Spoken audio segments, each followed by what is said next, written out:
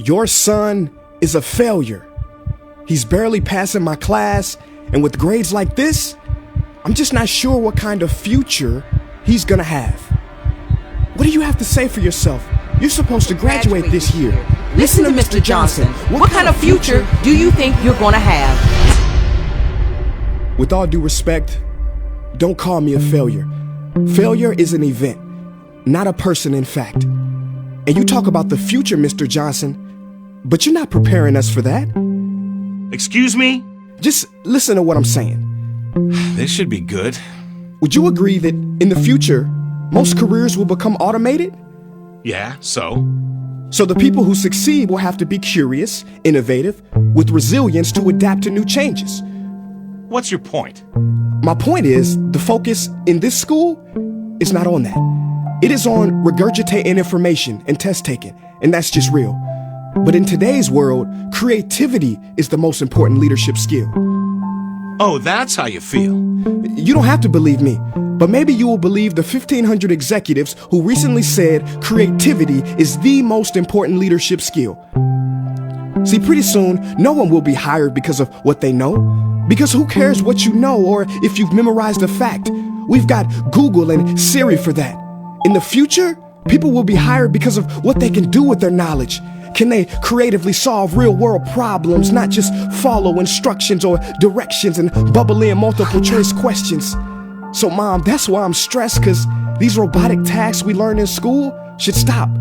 Because no one can do a robot's job better than a robot. Billionaire founder of Alibaba, Jack Ma, said that we should not compete with artificial intelligence, but instead focus on developing unique human intelligence. Mr. Johnson, drills are for teeth, not the human mind. So these repetitive knowledge-based tasks we must leave behind. Or in the future, you're gonna find a lot of people graduating out of your class right into the unemployment line. See, many top companies today don't look at grades. Mom, that old way is expiring. Google has been quoted as saying GPAs are worthless criteria for hiring. Founder of Tesla, Elon Musk, agrees. So I say this with unease and sorrow. If you continue to teach today as you taught yesterday, then you rob us students of tomorrow. Mr. Johnson, I'm gonna keep it real with you. Sometimes sitting in your class is tough.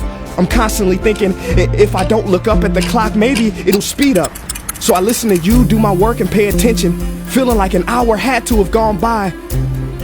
But it was only 3 minutes. So if you wonder why we're bored in class, look, you want to get a kid to hate reading? Give them this, a school textbook. And some people think it's our fault, and that hurts me. They say you can lead a horse to water, but you can't make him drink. And to that I say no. Firstly, you can put salt in that horse's hay and make him thirsty. And if you bring joy in your classroom, you can make any bad student nerdy, as he or she discovers the beauty of truly learning. Mr. Johnson, I mean no disrespect. You have the most important job on this planet. You build, create, and save lives. But if you really care about my future, like you say, then you have to fully commit and ask yourself honestly, how do I prepare a child for a future that doesn't yet exist? Here's a hint. The answer is not found in this. It's using this and this. See, in the future, we will need more passion and compassion. People with inspired hearts and wisdom to uplift this planet. And Mom, I love you, but can I be real? Go ahead. You want to know one of the biggest factors for childhood success? It's not IQ. It's family meals. And we haven't had one of those in a while. See, I know sometimes you don't feel proud, because I may not be a straight A student, but I'm not stupid. These tests may be 70% of my grade, but they're 0% of my future. But don't worry, I'll pass this class and get through this. But I need you to give me the space I need to be me and live true. Because the best feeling in the world is that your own parents get you. There's a passage in a book called The Prophet by Khalil Gibran. And if you don't mind, I'd love to share it with you. Go ahead. See, he says, your children are not your children. They are the sons and daughters of life longing for itself.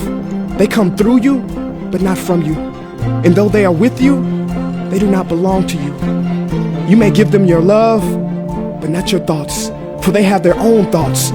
You may house their bodies, but not their souls, for their souls dwell in the house of tomorrow. So, Mom, I'd appreciate it if you give me the love that I need to pursue my dreams.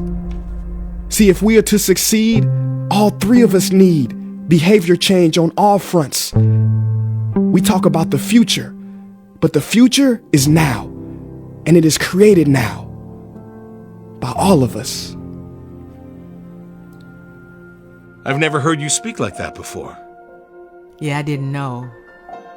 But I'm going to reach out to administration and try to change some things. You have my word.